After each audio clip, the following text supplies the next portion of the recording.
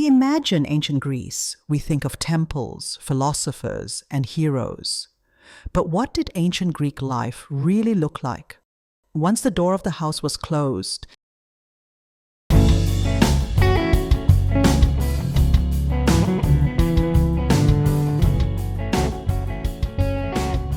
in this episode of our Greek series, we step inside the private world of ancient Greece. We explore home life, marriage, the upbringing of children, and how clothing reflected tradition and identity. Ancient Greece is known for its public life, but its values were shaped at home.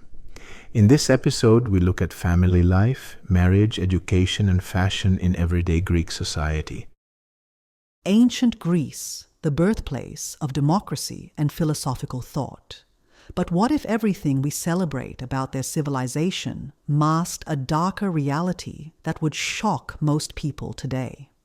That's such an interesting point. We're always quoting their philosophers and admiring their architecture, but the daily reality, especially for women, was almost unimaginably restrictive. Well, let me paint you a picture of what it was like for a wealthy woman in Athens. You'd spend virtually your entire life confined to the women's quarters, only allowed to leave for religious ceremonies.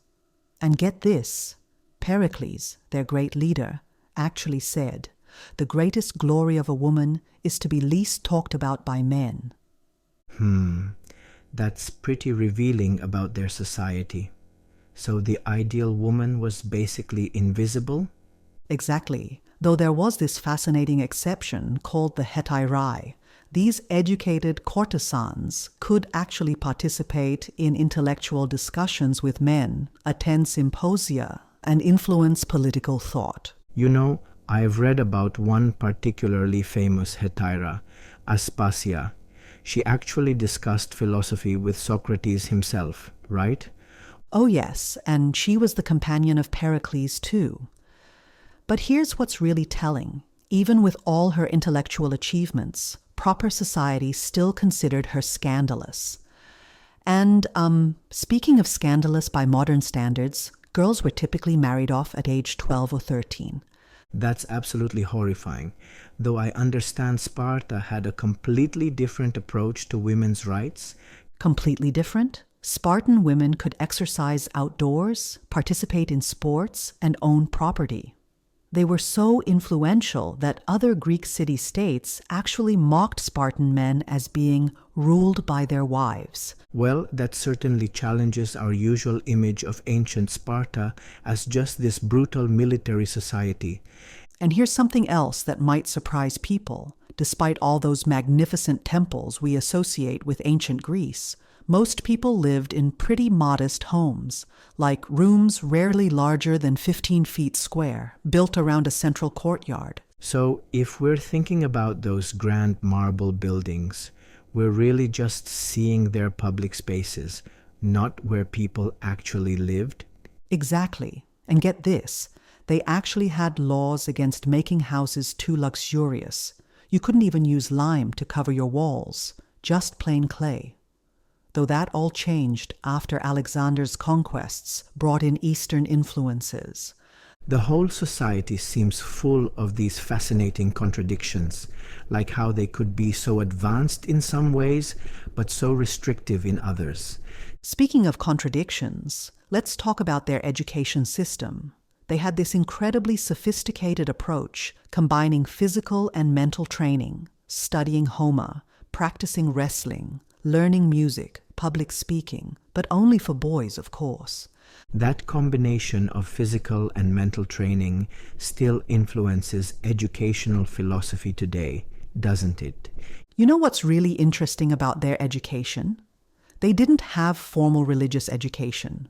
Religion was all about participating in rituals and ceremonies, not studying theology. The philosophers actually complained that people learned about the gods from poets, who they claimed told nothing but lies. That's such a different approach from how we think about religious education today.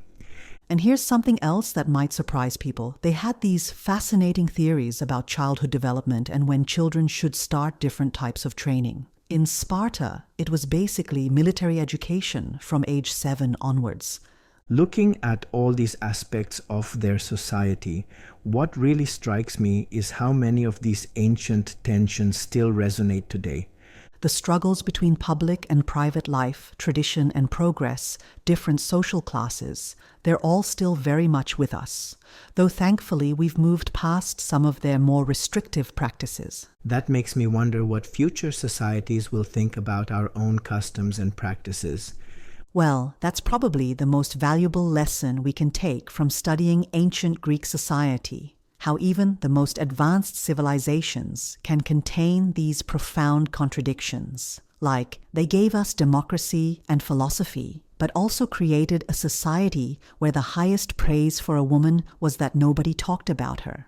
So maybe the real takeaway is learning to look at our own society with that same critical eye? Exactly. Because sometimes progress means recognizing what parts of history we don't want to repeat, while still appreciating the genuine achievements. It's about understanding the full picture, not just the parts we want to celebrate. Behind the busy streets of ancient Greece, the home remained a place of order and tradition. Through marriage, family roles, and daily life, we see how Greek society was truly lived. Private life reveals the foundations of a civilization. In ancient Greece, home, education, and tradition shaped generations and cultural identity. We'll continue exploring these foundations in our next episode.